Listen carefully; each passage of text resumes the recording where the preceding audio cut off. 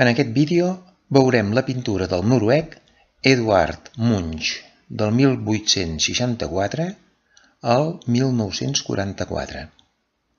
Els quadres que veurem estan exposats als museus següents: Museu Code de Bergen, Museu Nacional d'Oslo i Museu Munch d'Oslo.